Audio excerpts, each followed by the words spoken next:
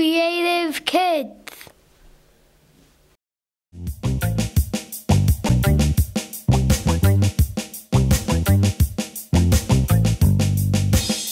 Hi there, today we are going to draw an owl. Now an owl might seem like it might be hard to draw, but just using simple shapes, you can do it too. So all you need to do is to go get something to draw with, like a pen or a marker, and some paper, and then I'm going to show you right here on my pad how to do that. We are going to start with a circle right about at the top of your paper, like so. Then you're going to add a shape down at the bottom that goes down to a point a little bit, like this. This will be the body of the owl. Now we're going to put a circle here and a circle here for the two eyes. This is about the size. They have big eyes so they can see at night. And then a little half circle shape here and on the other one to finish the eyes. Now I'm going to do sort of a curved point that goes like this. And that's what's going to make it really start to look like an owl, I think, his face. And then we'll do a triangle upside down like that for his beak. Now we're going to do wings. Now to do the wings, we just need to do two little half circles on each side right here. There's one, and then one on the other side. Like that. He's starting to look like a cute little owl. Now we're going to put his feet at the bottom. He'll probably be sitting on a branch looking for some mice to come scurrying by to snatch up. And those are just little triangle shapes, like so. Now I think we'll add some of his downy feathers in the front there, and all you need to do are some little short strokes like this. That way he starts to look like he's got those fluffy feathers in there to help keep him warm. And there you go, you have an owl.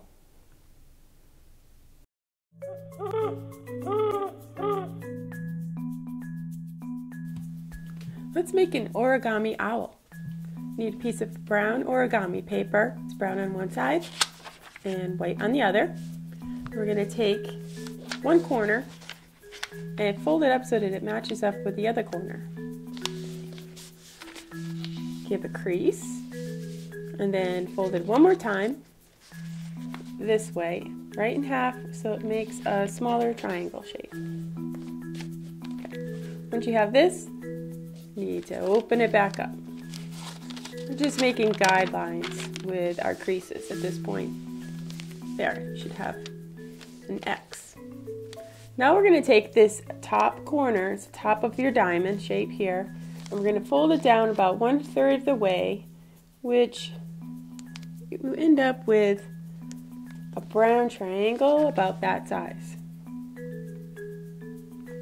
Now your next step is you're going to take the bottom part of your diamond shape and you're going to fold this up all the way so that the points meet right in the middle like that. Then push down and crease that. So it should look like this. Our next step, you're going to take this side of your paper and we're going to fold this point over to that crease that goes right down the middle. No further, just that far. Once you get that lined up and it's lined up flat on the bottom here, then you can push down and flatten that out. Next step, we're going to do the same thing to the other side. Take this over and we're going to meet the 2 points like so, and once you get this all lined up, then you can push down on that crease. Flatten that all out. That's what it should end up looking like. Our last step is this little point that's right here. We're just going to fold this down a tiny bit and we're going to make the beak shape. So until it's a little triangle shape, like so. Like that. Then you're done with your folding. Now we can add our details to really turn it into an owl. So find yourself a marker or some crayons, and we can start adding details to it. So I'm going to start with the eyes. There's one eye. Another. And then it's the beak, so I think I'll just put little nostril marks there. And these right here are the wings. So you could add feather details.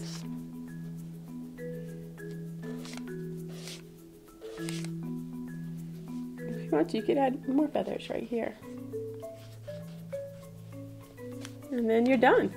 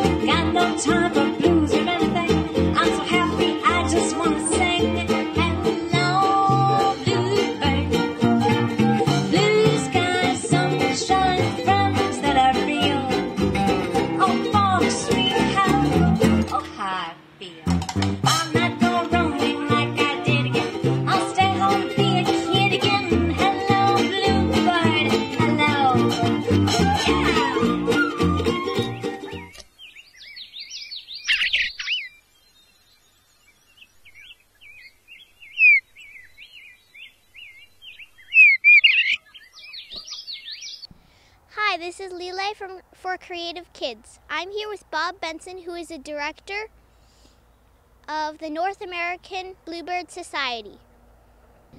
Why do bluebirds need human help to nest? Originally, bluebirds nested in abandoned woodpecker holes. We call them secondary cavity nesters. But because of land being developed, many trees are being chopped down, and the way to encourage bluebirds to nest is to build special boxes like these and put them in areas that bluebirds have been seen. And this gives them a safe, dry environment to lay their eggs and raise their babies. Since this practice of putting up special bluebird boxes and setting them up in what we call bluebird trails, which is 2 or more boxes, our bluebird population has really increased. In the 50s, they were almost an endangered species, and right now the bluebird population, while not big compared to other birds, is in a much more healthy condition. Why do you love bluebirds so much? As a child, I watched bluebirds. I watched them nest for several years. I started seeing them when I was 8 years old, and they lasted for 3 years.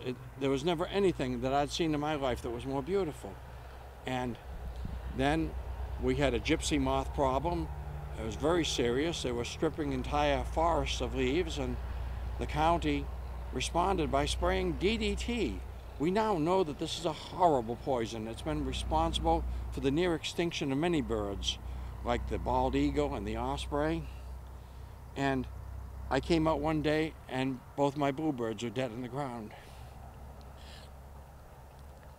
I'm sorry, I get a little choked up about that because it's something very near to me. So when I had a chance to join in a program to help the bluebirds, I just jumped right in, and that was 17 years ago, and I've never looked back. What else can kids do to protect bluebirds? Well, I think the best thing they can do is learn as much as they can about the bluebird in the first place. Now, a good way to learn, if you have a computer, is to visit the North American Bluebird Society's website. It's nabluebirdsociety.org. And there they'll have on their menu something called Bluebird Facts. It'll answer all your questions about how to set up a bluebird box, where to set it up, how to monitor it. That's what we did now when I opened the box and checked on the babies. And everything that you need to know. I kind of make a joke out of it, and I said it tells you everything you wanted to know about bluebirds but were afraid to ask. Why are male bluebirds more colorful than females? In many species, the male is more colorful from the female, and there's a reason for this. The female has dull colors so she'll blend in and won't attract the attention of a predator like a hawk or whatnot. That makes the nest safer. The male with his bright colors will usually draw an enemy away from the nest. Now, one exception to this is the mockingbird. The male and the female look alike, but the male mockingbird has a special way of keeping enemies away from the nest. He'll perch on something high, a tree branch, TV aerial, and he'll go into a whole concert repertoire of imitating other birds. And I'm telling you, they really fool you. They sound just like those birds. Some mockingbirds can even imitate machinery. And he'll go through a whole song routine. He'll be up there half an hour, and he'll fly from high perch to high perch, and that confuses the enemies of the mockingbird as to where they're nesting. But other birds like the bluebird, the robin, the Baltimore oriole, the American goldfinch, the scarlet tanager, just to name a few, the male is always more brightly colored, and that's just to sort of lure the enemies away from the nest. Is it okay to touch the eggs or babies? Absolutely not. The only exception is if you are taking care of a bluebird house and you've received proper training or read up on the technique, and then it should not be done unless it's just absolutely necessary. Usually when I monitor a box, I come in, and if there's no problems within the box, parasites or otherwise, I usually spend about 30 seconds, and I'm in and out, and maybe another 15 if I'm feeding them mealworms like you did today.